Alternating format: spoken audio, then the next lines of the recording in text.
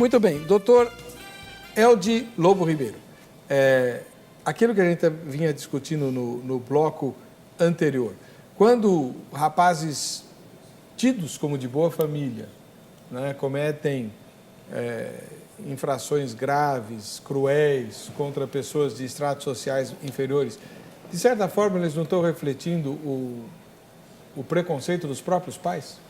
Isso é uma possibilidade, ainda mais se essas adolescentes tiveram exemplo em casa que os pais justificavam que podiam sonegar impostos, que podiam não pagar os funcionários adequadamente, de entrar na justiça para não permitir direitos trabalhistas, ou pelo menos tentar não permitir. Portanto, a família, dessa questão contextual, não significa só, isso não está só nos estratos inferiores, socialmente dizendo. E outra coisa, pastor, voltando à questão daqueles adolescentes e crianças que já nascem com uma predisposição para a violência, para o crime, para a desonestidade, para a crueldade. Isso também não está só na genética das crianças e adolescentes dos estratos sociais mais humildes da população.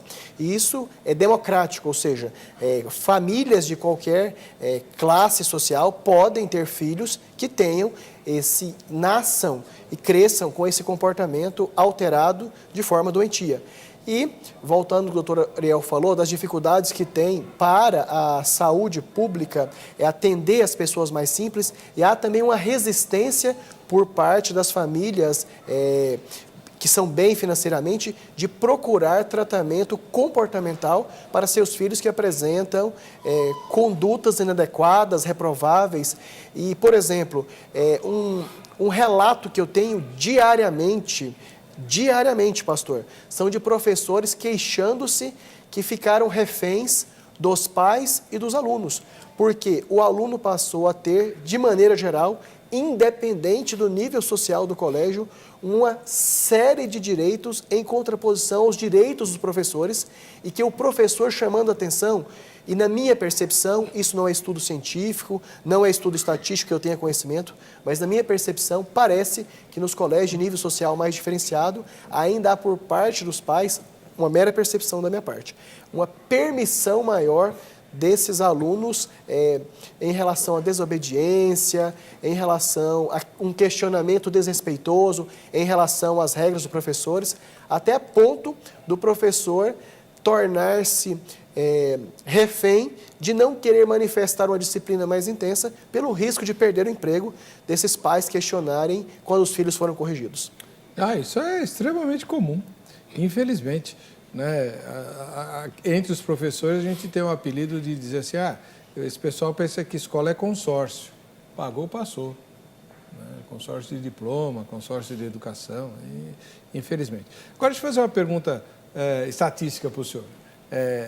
Existe algum tipo de diferença entre a quantidade de atos mais cruéis, tanto com jovens ou quanto adultos, quem pratica mais atos cruéis, o homem ou a mulher?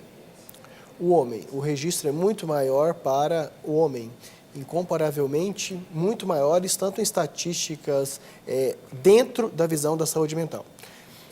De maneira geral, pelas leis, vou deixar para o doutor Ariel. Tanto no Brasil, na América Latina e no mundo inteiro, a porcentagem de crimes masculinos, com autores masculinos, é muito maior do que de mulheres. Tem alguma explicação para isso? São fatores diversos, né, incluindo os culturais e genéticos também. Mas, de maneira geral, a mulher é muito mais vítima do que autora das questões criminosas. Inclusive, se a gente for verificar o sistema penitenciário, no Brasil tem 550 mil presos. 6% são mulheres. Só 6%? E 94% são homens. O sistema de internação de adolescentes infratores é a mesma questão. São 94% homens, 6% mulheres. Isso porque aumentou. 10 anos atrás, as mulheres representavam 3%, tanto no sistema penitenciário quanto no sistema de internação de adolescentes infratores. E hoje aumentaram para 6%. E geralmente os crimes cometidos por mulheres estão vinculados também aos seus companheiros. Então, muitas vezes, a mulher ela trafica por ordem do companheiro para levar drogas como mula a serviço do seu próprio companheiro. Ou aqueles casos mais excepcionais da mulher que comete crime contra o companheiro, né? Ou diante de uma violência frequente que sofria por parte do companheiro, ela vai lá e mata o companheiro. Então, essas situações também ocorrem, né? E são mais excepcionais casos de mulheres que lideram quadrilhas, que estejam aí tão envolvidas nessas situações. Às vezes, elas até estão em quadrilhas, mas levadas pelos homens. Já que o senhor está com a palavra, deixa eu fazer uma pergunta que não tem muito a ver com o tema de hoje, porque nós estamos falando de jovens, né? Mas está aí na imprensa, eu não sei que pé que não acompanhei direito, mas eu fiquei até assustado. Algumas semanas atrás, os jornais noticiaram que o assassino do Glauco ia ser posto em liberdade por imposição da justiça, porque a lei não permitia que ele ficasse preso. É isso mesmo? Sim, teve uma decisão judicial que entendeu que o período de medida de segurança, né, que ele estava cumprindo uma internação, porque foi considerado com distúrbios psiquiátricos, então ele foi submetido a uma medida de segurança e não propriamente a uma pena. Então, o doutor Eude pode até falar melhor como funciona essa medida de segurança, mas quando se reconhece a inimputabilidade, ele não responde por cumprindo pena, igual os presos comuns. Ele responde uma medida de segurança. E essa medida de segurança ela não tem um tempo específico, ela pode durar enquanto essa pessoa precisa de tratamento psiquiátrico, é uma espécie de internação que ela é submetida em manicômios judiciais. Vou fazer uma pergunta para o que senhor. Hoje em dia não existem também locais muito adequados para manter essas pessoas. Mas nós estamos falando da maior cidade da América Latina, né? E nós estamos falando de um sujeito que matou o Glauco. Tá bom. Aí o psiquiatra, segundo a imprensa, o psiquiatra que cuida dele disse, não, ele tem alta. Se ele não deixar de tomar medicação, nada, ele passa a ser inofensivo para a sociedade. O senhor como advogado, como é que o senhor vê esse tipo de coisa? Se ele não deixar de tomar medicação. Quando ele matou o Glauco, ele estava sem tomar o remédio. E aí, nós vamos ter outra vítima? É que no caso da medida de segurança, quem é responsável pelos laudos é o psiquiatra que faz o acompanhamento médico, clínico da pessoa. Então, se ele tem esse posicionamento, depois a defesa dele, né, a defensoria, o advogado particular, claro, se manifesta, né, pedindo a saída dele, né, que ele seja libertado. Depois o Ministério Público, ele até vai dar um parecer contrário, possivelmente. E daí a juíza, ela acaba decidindo em razão do laudo, exatamente porque se ela não tem saída. Se ela não decidir assim, a defesa entra com habeas corpus e ele certamente vai ser colocado na rua. Que ela não tem saída. Ela não tem saída, ela tem que soltar o sujeito. O senhor como psiquiatra forense, como é que vê isso? Foi o senhor que assinou lá o... Não, senhor. Eu vou responder deste contexto, não especificamente desse caso que eu não acompanho. Perfeito. Mas, retomando o que o doutor Ariel falou, quando o indivíduo comete um crime, um ato contra a lei, e que por doença mental ele era totalmente incapaz de entender o que estava fazendo, ou totalmente incapaz de controlar-se diante daquela situação, esse indivíduo, depois de avaliado por psiquiatra forense, ele então vai cumprir um tratamento obrigatório e contra a vontade, até recuperar-se. Então, pastor, o que perícias, avaliações psiquiátricas forenses fazem desta pessoa que está no regime de internação para o tratamento do seu adoecimento mental? São perícias de 6 em 6 meses, geralmente, para verificar a chamada cessação de periculosidade, ou seja, se esse indivíduo deixou de ser perigoso em função do tratamento que ele está recebendo. Agora, até retomando a questão da reforma psiquiátrica que o doutor Ariel falou no começo, então o tratamento psiquiátrico, ele não é única e exclusivamente em regime hospitalar. Tem também o formato de tratamento ambulatorial, ou seja, fora do ambiente fechado, fora do hospital. Então, o fato do indivíduo que cometeu um crime, ter sido tratado, internado, e se perícias mostraram que ele cessou essa periculosidade, ou seja, se ele deixou de ser perigoso, nada mais justo que ele saia de um sistema fechado e volte a conviver em sociedade, até para reabilitar-se do ponto de vista do trabalho, da família, da religiosidade. Por quê? Porque o tratamento deve continuar sendo obrigatório enquanto tem indicação, mas não necessária e exclusivamente hospitalar.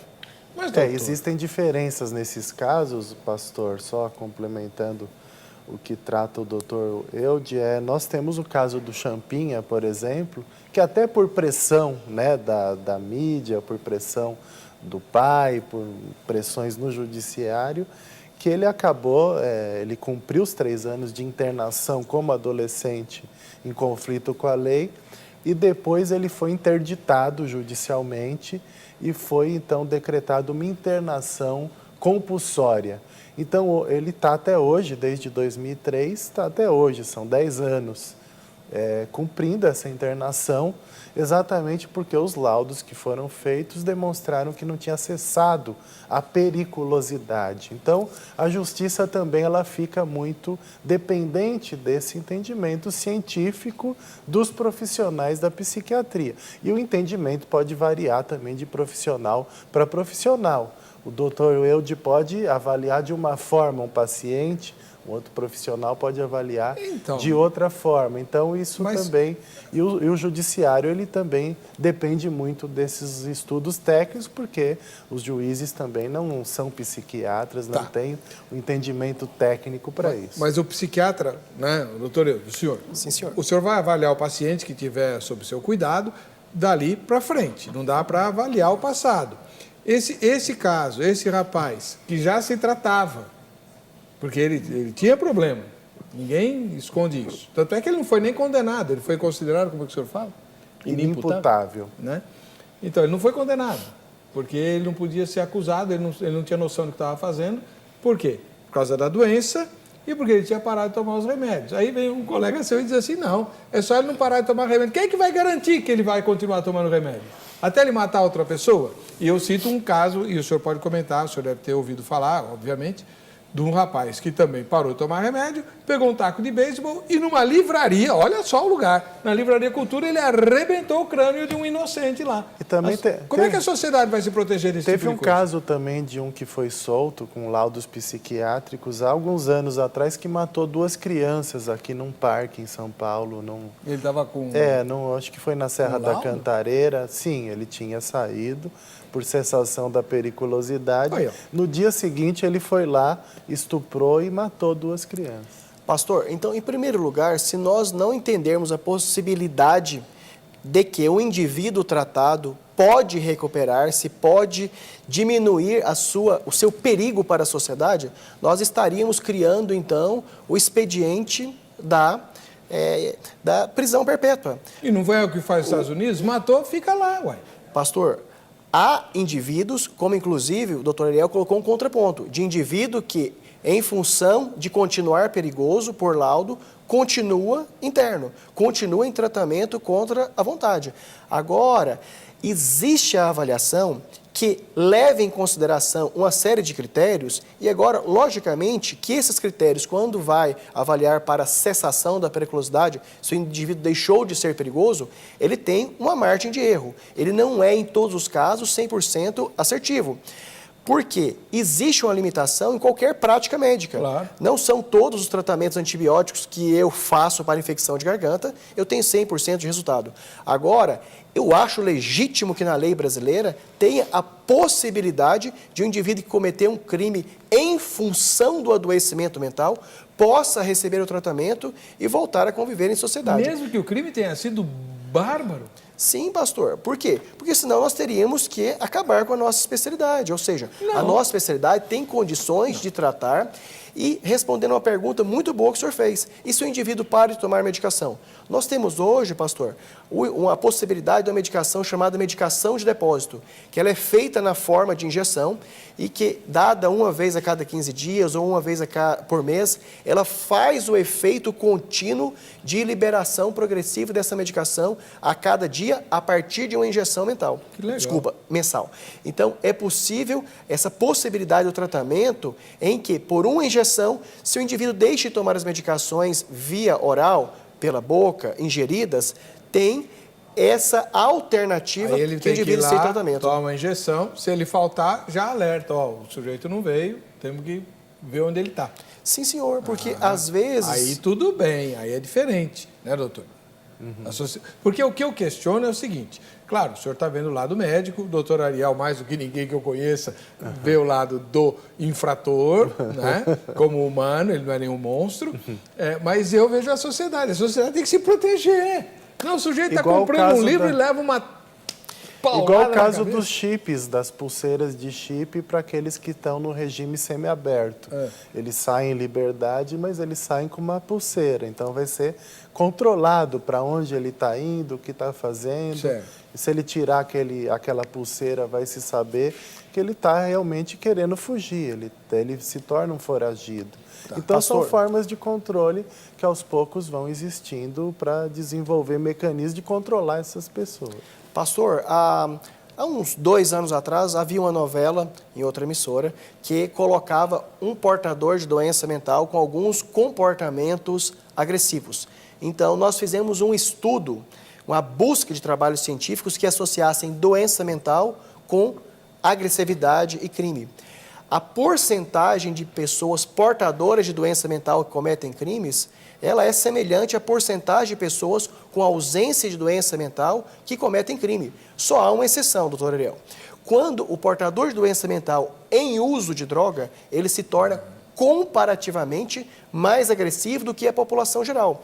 Então, pastor, se para o indivíduo com ausência de doença existe o sistema carcerário e de outras maneiras punitivas com o objetivo que ele recupere e volte para a convivência em sociedade, então, para o indivíduo portador de um adoecimento mental cometer um crime, ele também, e eu discordo de muitas coisas da justiça brasileira, mas essa eu acho legítima, que esse indivíduo tenha, para proteger a sociedade de maneira imediata, uma internação e um tratamento contra a vontade dele, mas que quando por força de perícia responsável, ele tenha condições de convívio em sociedade, que ele o faça. E para a possibilidade de não usar medicação, existe a possibilidade do remédio de depósito.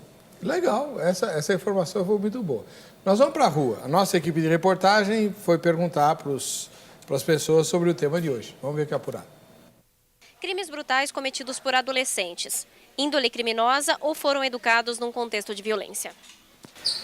Olha, de tudo que a gente tem visto hoje em dia na sociedade, o empenho de projetos sociais, políticas públicas, a gente não pode dizer que é fruto de uma sociedade que não tem olhado por eles. No mundo espiritual a gente entende o que é isso, né? Realmente é um pessoal que é fruto da falta do conhecimento da palavra de Deus e é o resultado de um mundo que já é do maligno, né? Eu acho que é índole criminosa, porque por mais problemas familiares que ele possa ter em casa, não levaria isso para ele. Eu acho que ele já nasce com a ruindade mesmo. Porque nenhum pai, nenhuma mãe educa um filho para ser criminoso, ser bandido, ser um estuprador, um assassino. Veja bem, eu acho que em termos de índole, por exemplo, a pessoa já não é que ela nasce com esse mal, né? A vivência vai indo e ele vai tendo essa índole, vai contendo essa índole na medida que vai vivendo, né? Vai crescendo. Os dois. Acho que também depende muito da educação, do ambiente que eles vivem. Tem tudo, né? Tem tudo um psicológico misturado. E você, o que você acha? Eu acredito que se ele é criado de uma forma correta, ele não tem uma índole criminosa. Então acho que é criação mesmo. Bem, eu já acredito que é meio a meio. Tanto quanto a índole já tem essa questão que pesa bastante, mas o ambiente também contribui. Legal. Eric Reis Leite, de Caxambu, em Minas Gerais. Normalmente isso ocorre devido à deficiência da educação que tiveram em casa. Um certo filósofo disse, eduque-se os meninos e não será preciso castigar os homens.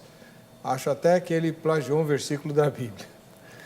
Tem um versículo bíblico que fala algo... Essa frase é de Pitágoras, né? Educai as crianças e não será necessário punir os adultos. O matemático? Pitágoras? É. Legal, bacana.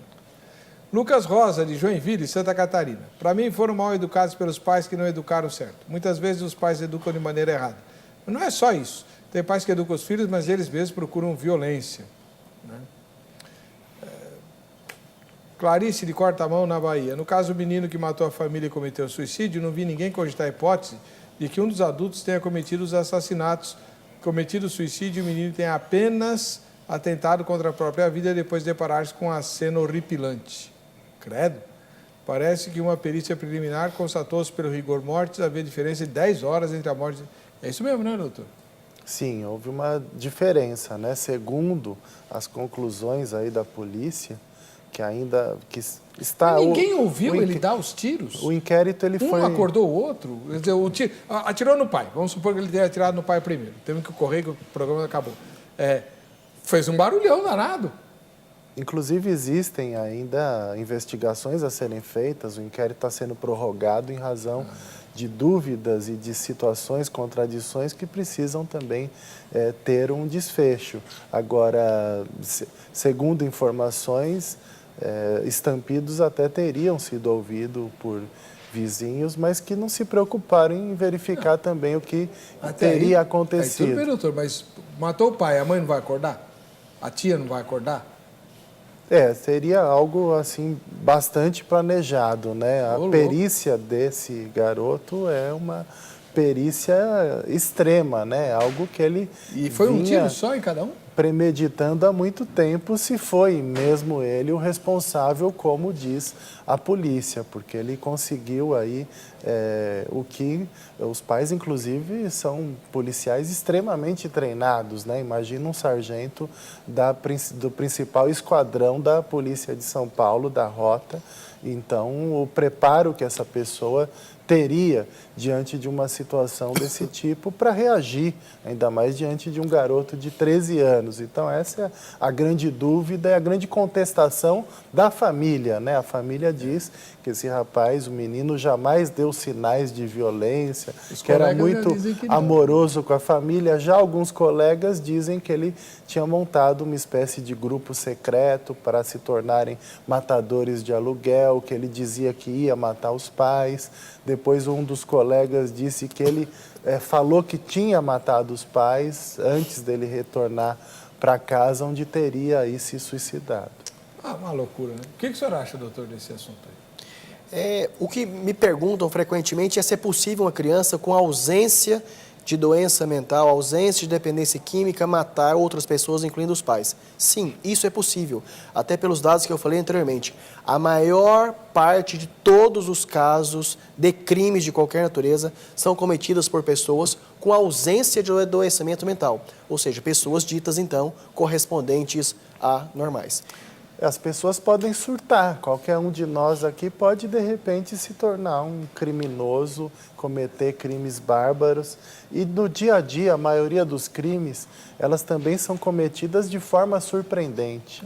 Às vezes, numa pequena discussão no bar, por motivos extremamente fúteis, por um olhar que a pessoa teve, porque olhou para a mulher do outro, ou porque não pisou no pé. Às vezes as pessoas são brutalmente assassinadas das piores formas possíveis. É verdade. Pastor, pode falar. Uma outra pergunta muito importante, também muito repetida, se crianças que jogam com videogames, jogos com violência, se estariam mais predispostas, com mais probabilidade, possibilidade de cometerem crimes.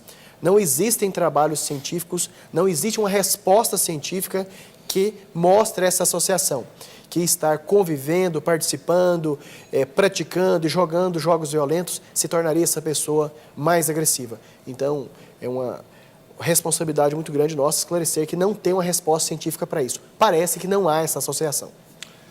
Muito bem. Eu Agradeço ao doutor Ariel de Castro Alves, que é advogado, presidente da Comissão de Infância e Juventude da OAB de São Bernardo do Campo e membro do Movimento Nacional de Direitos Humanos e do Grupo Tortura Nunca Mais. Ele esteve mais uma vez conosco aqui.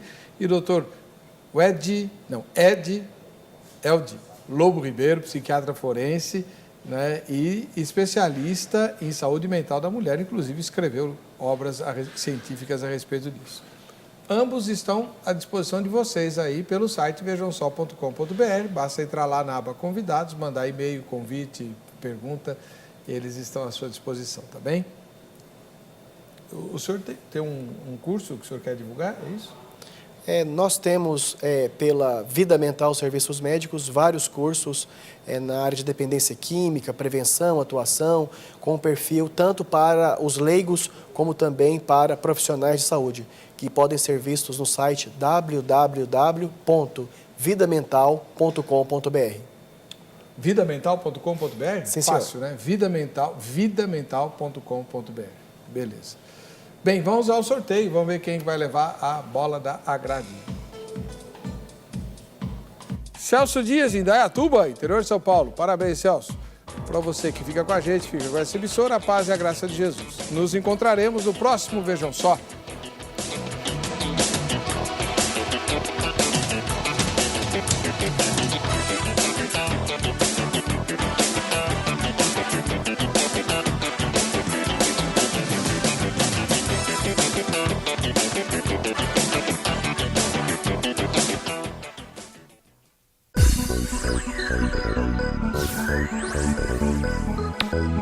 Thank you.